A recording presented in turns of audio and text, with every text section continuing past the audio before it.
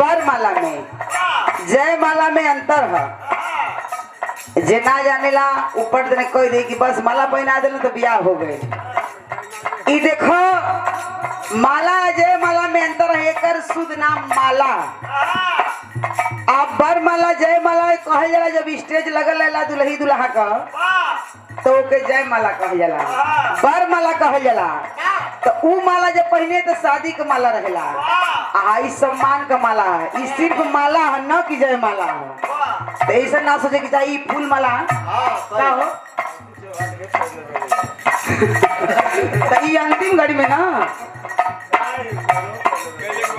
ई ना पहले तू हमें देखबे ना कैला यूट्यूब पर तू सही चीज ना देख ले तू माला ना पहले पहले अबीर पहनावल गए मंगिया में बात समझला। मंदिर में भोलेनाथ का मंदिर रहे वो महावीर पहनावल रहे अर्जुन से शादी कैल रहे ना। ये देखे 501 रुपया देकर के सम्मानित किया गया दुल्हे राजा की ओर से और साथ में सुंदर पुष्पहार देकर के सम्मानित किया गया।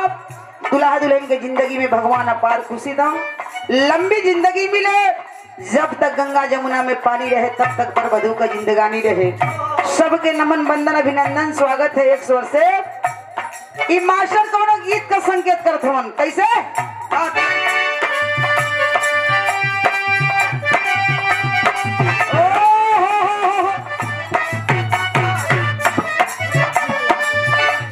कौनो मेहरारू कहले रहली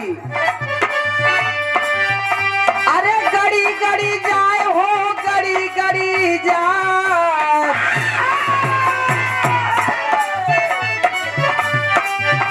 अरे गड़ी गड़ी जाए हो गड़ी गड़ी जाए हथवा में कलमिया गड़ी गड़ी जाए हथवा में कलमिया।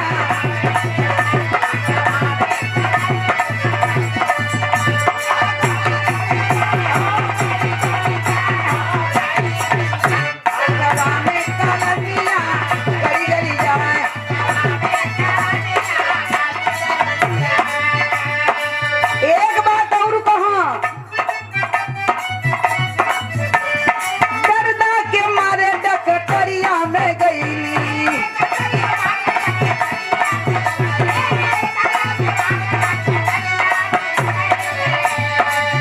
डकटरिया में गईली डकटरिया में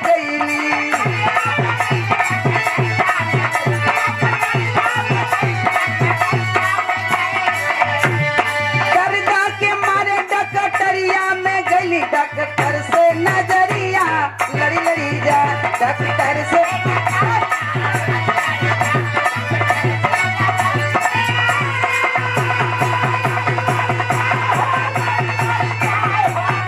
डॉक्टर से नजरिया।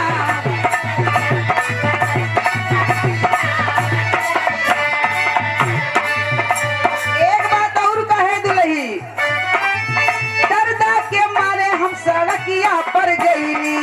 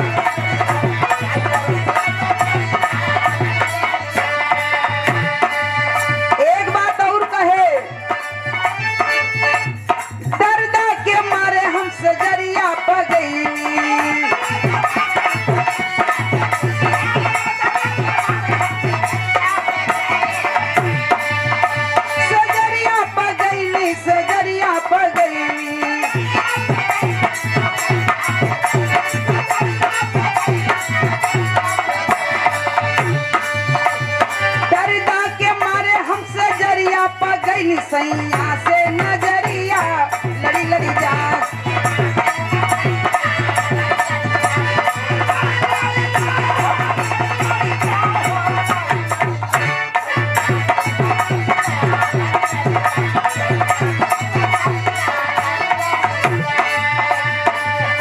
बड़ी बड़ी कुल गीत आई है, यही के बदल के गवैया गा दिहलन। जेवन पहले